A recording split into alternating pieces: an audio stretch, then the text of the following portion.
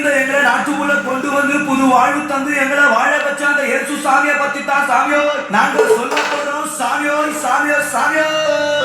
டியாலோ டியாலோ டியாலோ டியாலோ டியாலோ டியாலோ டியாலோ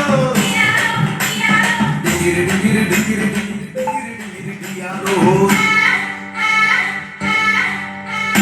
எங்கள் குலத்தை